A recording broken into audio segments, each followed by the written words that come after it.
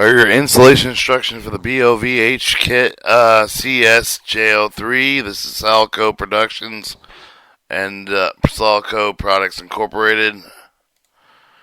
Alright, your tool needed with you a mag drill with a small footprint or a half-inch drill, portable drill press attachment, cutting fluid or drilling, faster dry lubricant for spring pin, 7/16 of an inch, 9/16 of an inch, 11/16 of an inch drill bit, quarter bit for pilot, channel lock pliers with a 3.5-inch minimum jaw opening bandsaw, reciprocating saw, half-inch, 9/16 of an inch, 3/4, 5/16 of an inch deep oil socket, some wrenches, file with a pry bar, dead blow hammer, center punch locking C-clamps.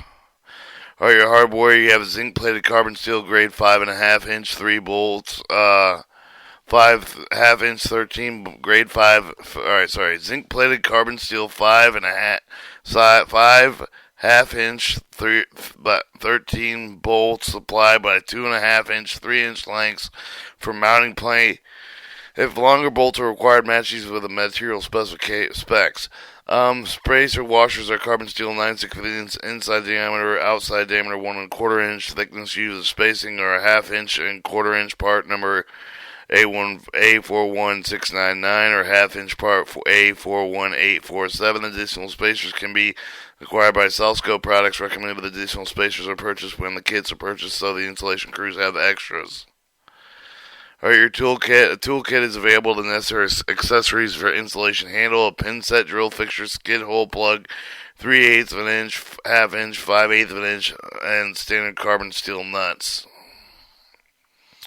Alright, it shows cut here at this part. We'll remove the handle, remove the bolt, remove the bolt and nut holding the handle to the valve stem. Cut off the bracket of the locks and handles in placing portable bandsaw, reciprocating saw cut just below the weld to avoid excessive dulling of the blade. Slide the handle out and remove the chain locking pin of the old handle. Use a file around any sharp edges. So you remove the hair and cut there at the weld. Alright, your sliding bracket, locking bracket, chain location. Alright, your sliding bracket, locking bracket, chain location. Mark holes for the brackets. Two drill fixtures are supplied with a toolkit of oil with the interfering outlet chain attached to the skid plate. Determine which is the mounting hole for the adapter locking with the brake. It will work with the application sliding the drill fixture onto the valve stem. Press it flat against the fixed face of the skid. Mark the 2 holes locking the bracket, 2 holes for the sliding bracket using a center punch. Drill 2 7/16 of an inch holes in the skid for the locking bracket using a mag drill. Use supplied steel plug skid hole to give drill magnet more material to attach. 2. Drill 2 11/16 of an inch holes in the skid for sliding bracket. So you have your sliding bracket, locking bracket. You're going to take 7/16 of an inch skid, 7/16 of an inch on the skid locking bracket. You're going to drill 2 holes for the brackets on the sliding bracket. You're going to 11/16 of a hole, 2 holes. Or your slot in adapter should face towards the left. Install adapter B39388Z on the valve stem. Be sure to play for the spring A38818 inside of the adapter before installation. So this slot and adapter face towards the left. Spray the spring pin with lubricant. Use the pin set toolkit to just hold the spring pin into slot of the adapter holding stem. Do not use the pin set to fully install the spring pin, or damage to the valve may occur. Use a pair of channel lock pliers, minimum 3.5-inch jaw opening required to press the pin all the way through the adapter. Lubricate the pin to simplify the process. Alright, depending on the location outlet cap chains, you may be bolting through these depending on the location of the outlet cap chain, you may be bolting through these holes instead. Attach the locking bracket. Attaching lock bracket A41748 in the inside of the skid using a 3/8 of an inch hole nut, 3/8 of an inch bolts and nuts. Use standard nuts for now and hand tighten. Do not use lock nuts at this time. Or you have a notch or a straight across the mark locking bracket. Mark the locking bracket inside the inside edge of the adapter. Cut the bracket at the line using a bandsaw. Either cut a notch out of the bracket that would allow the adapter to rotate, or cut a straight line off completely across the bracket. Alright, you have a straight cut, and then you have a notch cut.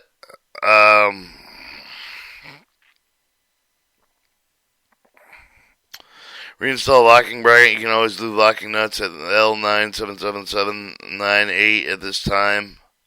Attach the sliding bracket. Bolt the skidding bracket. Sliding bracket D41741 skid using 5/8 inch bolt HB13310 using standard 5/8 nuts for now. Do not use locking nuts at this time. Alright, you're going to have your press tube into the cradle. Push the shaft into the adapter. Flush the mounting plate against the bracket. Place the handle assembly in place. Engage the shaft handle in the adapter to ensure everything is in alignment. Press the mounting plate to the handle up against the angle iron bracket. Use C-clamps to hold the handle assembly to the angle iron. So you have marked and drilled holes. Mark the location of the 3 bolts. 3 half-inch bolts. Determine which array of the holes which array of holes upper corner matches the best center of the 2 pieces of the angle. The center hole is necessary. Remove the handle. Drill 3 9/16 inches holes.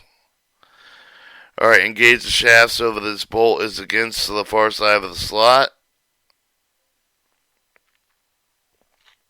Line the handle to determine spacers. Install the handle 3.5-inch bolts, the TB11 3824 3-inch length, 3-inch L, or TB11 3823 2.5-inch L. Engage standard nuts just enough to keep them on. You want to be able to slide the hand back and forth easily. Push the shaft of the adapter unless the shaft is fully engaged.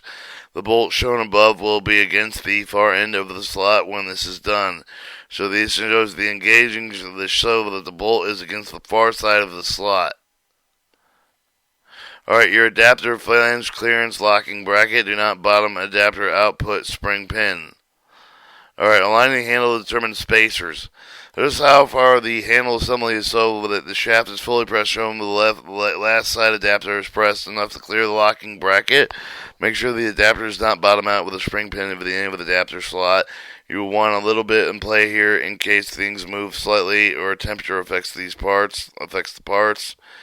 You got a 3/16 spacer. Bring the center hole out over the face of the angles. Your proper space stack up. Determine the spacers you will need to make up your will need to use to make up your spacer distance. Your 1/2-inch, 1/4-inch, or 1/8 inch thick spacers can be stacked to make up the gap. Always use thick spacers. You can minimize the quantity of spacers in one bolt. Place spacers behind each of the 3 fasteners. 3/16 spacers is intended to go behind the center hole. Then this brings the plate out of even with the angle iron. You may need to add spacers unevenly in order to get the handle shaft aligned perfectly with the adapter. Alright, attach handle assembly. Use standard nuts for now. Do not use locking nuts at this time. Tighten everything down and cycle the handle in, out, and tighten everything and cycle the handle in and out several times to verify that it's engaging the adapter properly. Everything has the proper clearance to open. If necessary, adjust the adapter spacers as needed. Install lock nuts. Once you're happy with the fit of the operation, everything replaced with a 3 1/2-inch, 2 5/8 standard nuts with threaded deforming lock nuts. Install a tamper security bracket. Install the tamper security bracket C41766 around the adapter. Underside of the sliding bracket, attach it even the simplified 1/2-inch of the bolt. Thread deforming lock nut L97800. Alright, your paint guidelines. You're gonna paint the locking bracket, the inch square shaft.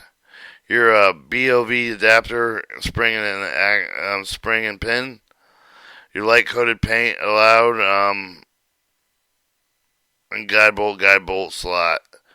Follow the image above, painting the bottom outlet valve handle assembly, and recommended with all the areas indicated with a red or left free coating to avoid negative affecting the operating of the handle. Also, any areas of the car where they were cut and drilled should be touched up. Alright, and then it shows a picture, schematic, and we're going to flip those real quick.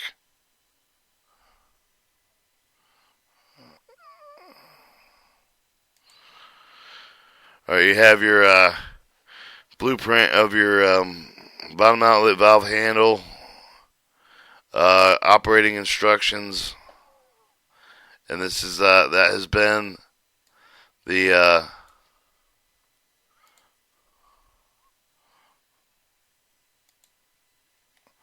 that's your installation bottom outlet valve kit.